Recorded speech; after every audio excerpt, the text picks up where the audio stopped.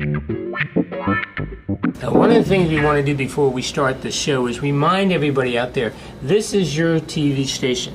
We want you to email us, text us, write us, any way you can, or call us and say, hey, look, I like that show, or may I suggest you put this show on or interview that person. That's what we're about. This is community TV. So please, we encourage all of you, enjoy today's show, but please pick up the phone, text us, email us, go to our website and say, hey, QAC TV, we like you, or QAC TV, here are some suggestions. Okay, let's start today's show. It's called Fireside Chat, and we have individuals who come on and share with you their experiences in life. Elected officials, educators, local people who volunteer in the community. Today we have with us Hal Wilson. Hal, thank you again for being with us, okay? Thank you, Fred, for the invitation. Hal, we're going to remind the audience, we interviewed you as an author, and your life is interesting. We do 10 shows, right? You were a minister for a while. You were involved with helping people find affordable housing for a good part of your life. But out of the conversation, and I want to make sure I don't forget, you're an author. You're a published author and publishing now. But what I found interesting, all of a sudden you threw out, hey, look it, I was in Selma, Alabama. I have experience in the civil rights movement. And most young people today, and even people like myself, look upon that as a very interesting period, a period that changed their life, but there's no first-hand knowledge. So let's share with you, okay, or you share with us, your experiences in the civil rights movement, I guess the 50s and the 60s or wherever you got involved, and how maybe it changed your life and how it's changed all of our lives, all right? Sure. Take it away. Thank you, Fred. Well, let me sort of begin by saying that I grew up in the segregated South. Okay. And in Delray Beach, Florida, and high school, grammar school in a segregated school. And just to remind the young ones, you're talking about a time where African Americans and Caucasians just had no interaction whatsoever in the educational area. Any area. The Carver High School was the black school. Okay. It was on, quote, the other side of town. Okay. And we had Atlantic Avenue, Swinton Avenue in Delray was the dividing line. Okay. Between the white part of town and the black part of town. Didn't play sports together, didn't go to dances together. No interaction. No, nothing like that at all. And in fact, the little involvement I had as a young person in the black community, and there were two, and to some degree both of them were significant that led to my attitude later on in life. One was simply both of my parents worked all day, every day in their store, so we had black maids who came in, cleaned the house, and cooked supper. Okay. So my mother wouldn't have to cook when she came home. And I was out all the time, but these girls, and there were a couple of them over a period of time, were basically high school girls. These are high school age kids. They were high schoolers. They came in after high school. They cleaned and they cooked and they went home. My father and I often drove them home. I found out later from my mother that even though there was very little relationship with them, my father actually paid for some of their college education. Oh, good for him. Later on Okay. in life. So that was one relationship. There was just a serious dividing line between the two. But the most telling relationship was, as a kid, I used to go over to the high school football field on Saturdays, and we would play touch football. Sure, just the neighborhood kids playing a game of football? Well, it was not just the neighborhood kids. It was me and another guy and a bunch of black kids. Okay. From, quote, the other side of town. And normally you didn't mix at all? No, but we did there, Okay. but that was it. And I think this is very important to say. I was taught in Sunday school class, if you can believe this, by a wonderful woman that I loved dearly, that blacks were basically inferior. And that was actually said in the Sunday school class. It was part of the Sunday school lesson that we learned. But in playing touch football, it was tackle football, with these black kids, I learned there was nothing inferior about these kids. And you were playing high school ball, right? Later on. This was in elementary school, but okay. later on I was playing high school ball, and we were totally separated Sure. At that point. But this guy, a great, big, well-built black guy, used to come out to the field, and he would teach us how to catch, how to throw, and that was my first impression that this guy is significant. And he didn't care what color you are. He just No. He was just playing. He was just playing with us. But obviously, I'm telling that now, all these years later, because it made an impression. Okay. It made a significant impression. It broke down impression. probably a stereotype. The Sunday school teachers are you telling me. It helped when the stereotypes began to fall, because I remembered, remember Tank. And this is the 50s, right? Remember Tank Johnson, who used to come to the football field and play. So anyway, we were segregated. I went to a segregated college. So we're segregated all through college at Wake Forest, now university. Wasn't until I went to seminary that we had black students, we had Asian students. One of my best friends was... And remind everybody where you went to seminary. Oh, Andover Newton Theological School in Newton Center, right outside of Boston. All right, so you went from the south up the Yankee land, right. in Boston. So now I'm in. That's right. Now I'm in Yankee land, and the world has just broken totally open. I mean, there was no. We didn't worry about colors and religion. It's a brand new world, and I adapted to it very, very quickly. So from there, my theology began to develop, as well as my attitude, as well as my philosophy, and so forth. And so. From there, I taught school for a year, and then I went to this little church in Charlton, Massachusetts. And what happened was the voter rights movement in the 60s was underway now, and just to remind the audience, this is when America was, and some of our politicians started saying, "Wait a minute. Every American has the right to vote, regardless of color, and there shouldn't be any problem with them just registering and voting, right?" I mean, that was being fought, right? Well, that's what everybody thought, and the first Civil Rights Act was passed in 1964, but African Americans still were restricted from voting, and they made it a hassle all over the South, particularly, and so the civil rights movement began to congeal around the Voter Rights Act, and there was a meeting when Jimmy Lee Jackson, a black kid from Selma, but he was at a voter rights meeting now in Marion, Alabama, and he was shot to death. Okay, so he just attended a meeting where they were talking about how to get everyone the right to vote, and he was killed. And he was shot by a state trooper and killed for being at the meeting. I mean, no traffic incident or anything else. Just plugged him right outside of the meeting? Or? Just plugged him. And that was February 18, 1965. And they had a memorial service for him on the 26th. And this SCLC, the Southern Christian Leadership Conference, called for a march. And they called for a march from Selma to Montgomery to take place on the 7th of March, 1965.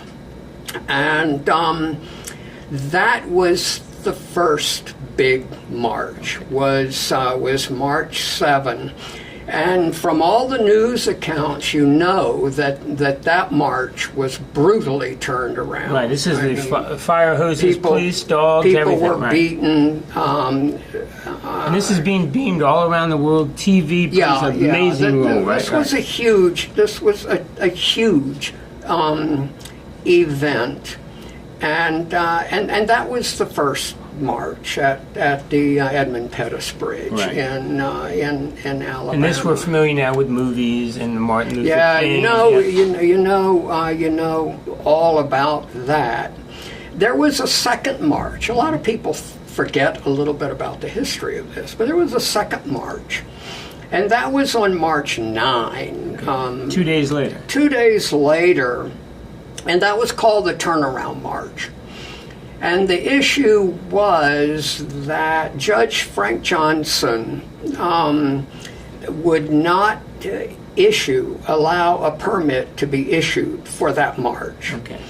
And the President Johnson, said to Martin Luther King, he said, don't march. Don't, because there's going to be another confrontation. It's illegal now for you to march. You won't have a permit. And Martin Luther King conferred, Hosea Williams, John Lewis, all the names you know. After the brain trust of the Civil Rights Movement. Yeah. They conferred, and they said, we're going to march anyway. We believe in this project. The whole sense of that movement at that time basically was, we are tired of waiting. Okay, it's time. Time is now. Not going to wait any longer. We are going to do it now. And so what happened was that President Johnson and Martin Luther King came to a compromise. And so they started the march, and thousands, 3,000, 4,000 people marched. And they got to the Edmund Pettus Bridge. They crossed the bridge, and they stopped. And this was a compromise. And they prayed. Okay. And they turned around. Right. And went back. And that was the compromise. Okay. We are going to go over the bridge. And remind everybody, this had become evening news for everybody. CBS, CBS, the whole country, we were glued to our little black and white televisions, dogs and hoses, watching this activity down there. Conscience of America was waking up. I was in the church. I was preaching about it on Sundays and in the evenings in town.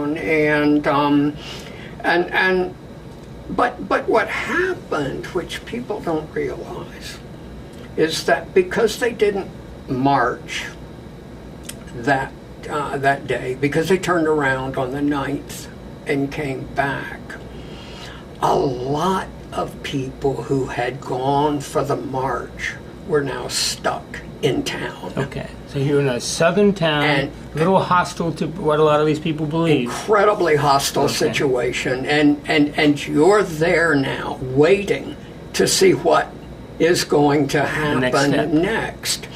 And one of the things that happened, and people, by the way, who came in, there are no motels, there are no hotels. I mean, they are staying in the public housing complex with black families. Any place they can put their head down. So now you have this huge mixture of black families hosting white families. Who come down from the north in public or the west or wherever. Come down to demonstrate.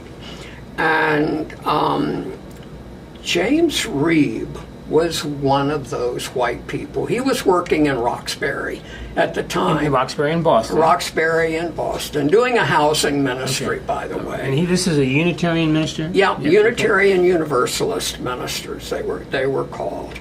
And he and two other ministers, Clark Olson and Orloff Miller, were out to dinner that night. On March 7, they were out to dinner, and when they left the restaurant. You just went to a little local restaurant, got something to eat. Yeah, black restaurant. Okay, all right. You got to remember, everything is separate. Divided. Everything is divided now. And they wandered on their way back to where they were staying. They wandered into a white section of town.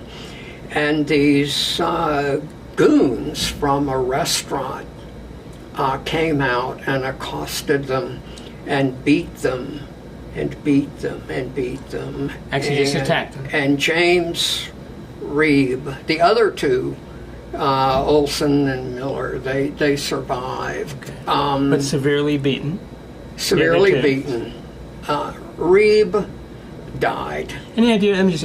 How old were these? Any idea? 30s, 40s? Oh yeah, I'm guessing they were young men. Okay. Yeah, I think probably my age, in their late 20s, early. Reeb was probably in his early 30s. Okay, so beat two severely and beat one so bad he died. Oh yeah, immediately. He died 4 days.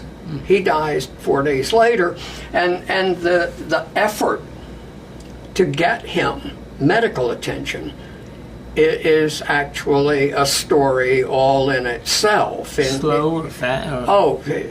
4 days. The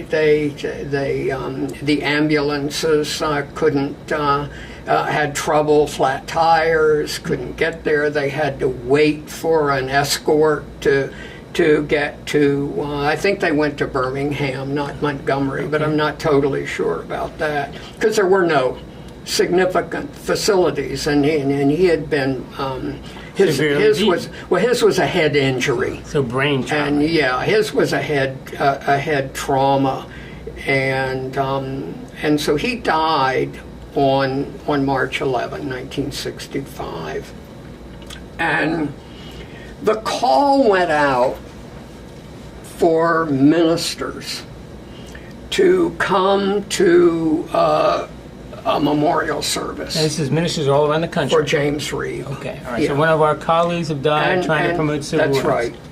And I got a call from the conference of the Congregational Church then, and asked if I said, if you want to go.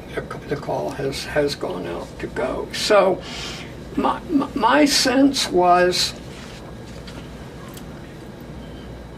I really could not go. Sure.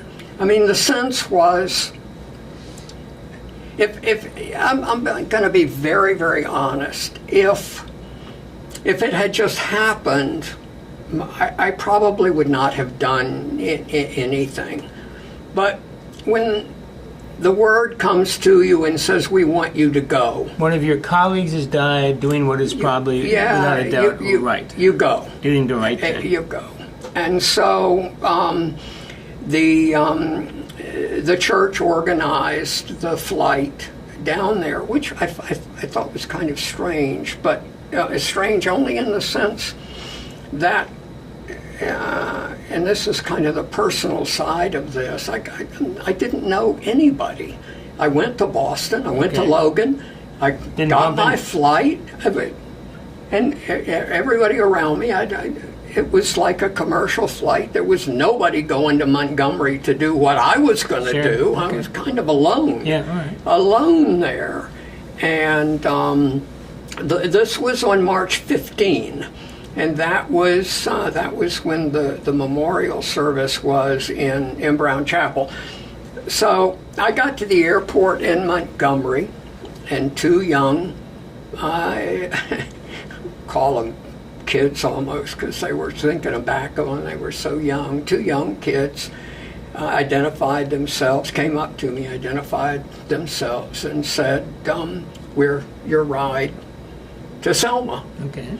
So I went with them alone to this battered old shiver. And just to remind everybody, I mean, outside people coming to Selma at that time, I mean, people were scared, right? Oh yeah. I mean, people being dragged out of cars and killed, right? It was just it was just amazing, and so it was interesting that I got in this old beat up Chevrolet and rode to and rode to Selma, and they never said a word. We drove How long is the trip? through all that barren. I don't know if you've ever been between some. No. It is. It Backwards? It's was barren. Okay. It was just a 2-lane highway. All right, okay. It's probably some interstate now. I mean, it was just a 2-lane highway then with pine trees and scrub. Not a house, nothing along. It was a little different from Boston. It was daunting. A little different from Boston. A little different even from Western Massachusetts. But anyway, they never said a word. They chatted a little bit with each other. I mean, they were foot soldiers. Yes, they just were doing. picking you up. They're probably embarrassed or something. They were doing their job. You know, they were doing their part, and they dropped me off in the courtyard of Brown Chapel in Selma. With 3,000 other people. Now, Brown Chapel, big chapel, little country church, or something in the middle? Brown Chapel. You know, I read one piece in which the author said it was this little backwater country church. This church is beautiful. Oh, beautiful, yeah. It's big. It's brick. It had twin spires on either side. This is a good size all the trim painted in white. It's gorgeous. Okay. Just gorgeous. And nothing backwater about this church. This could have been in Boston or anywhere in the northeast, west, or south. Absolutely. It's gorgeous. So there I was, still not knowing anybody, in the middle of all of these thousands now of people for this memorial come from all service. over the country. Oh yeah, honor this Unitarian minister California, skill. Oregon, you name it. They were there, and the word was early as soon as we stepped off, we're gonna do a march today. And I'm thinking, oh my Lord, we're gonna. I just come from Boston. That's right. I'm tired. We're gonna do a march, and but to give you a little bit of the description, there's a big courtyard in front of the church that also includes the road. So we had everything, the road, everything. That was Sylvan Street. It runs in front of the church, and it's Martin Luther King Boulevard now, by the way. But it was Sylvan Avenue or something like that then, and blocking off Sylvan were these yellow police barriers. Right, so they're trying to keep the crowd back, and on the other side of the barrier was, I swear, every official white person in the state of Alabama. Right, I mean, everybody was there. The state troopers, the Forest Service had all been deputized. Now, this was for protection for you think, or what? No, quite the opposite. No. Quite the opposite. This was, you're not going any further. Oh, okay. We're going to isolate you in this little courtyard in church. You're not going any further than this white boy. Let me. I did a short story on Selma, and let me read a paragraph, because in that I had my main character in the short story, Percy Moneyworth, in this crowd in Selma. All right. And what Percy saw to some degree is what I saw. You saw. All right. Percy's an African American, by the way, from Boston. In Selma, Percy pushed into the crowd gathered before the church and worked his way to the far perimeter. Arrested by a wooden traffic barrier, he faced a throng of troopers, local police, sheriff's deputies, and possemen, a microcosm of white Alabama manhood, middle-aged and pot-bellied, young and wiry, limp-spined and slack-lipped, all showing a lazy, self-confident aggression. The flimsy traffic barrier and no more than 3 feet separated them from Percy. "What's the matter, Yankee boy?" The voice came from a small man in a green uniform that said Forest Service. You, Yankee boy. I mean you in the suit." And Percy realized he was the only person on either side of the barrier in a 3-piece suit. He returned the man's gaze and refused to look away. "You done stepped in it now, huh?" the green shirt said. And the man softly caressed his billy club with the palm of his open hand in an obscene gesture of phallic power. And that was what was there. That was the environment. That was me. So it was scary. But it was scary, but it was also to some degree personally revelatory. Because remember, Fred, I grew up in the segregated South. My parents were middle class. They were there. They were home. I basically got within reason what I wanted. I could roam the town on my bicycle or later in high school in my car. Sure. I was fine, you know. More importantly, though, the police were there to take care of the bad guys. They were there to take care of people who didn't act right. This was the first time in my life I ever looked at someone across a barrier and saw how much they hated me. Okay. And I thought, well, what's this about? Why would these people hate me? But that guy, that Forest Service guy, You were slapping his billy club in his hand and looking at me 3 feet away, he hated me. You were threatening the South that he grew up in. I was threatening his way of life. I was threatening everything that he thought was valuable, of value. But the point being, I had never been hated before. And I had never It's not a pleasant feeling, is it? No. Well, it tells you something about yourself. Yeah. But at any rate, we stood at the barrier. Thousands of us stood it. And we were thinking, we might march. And if we march, we're going to cross this barrier.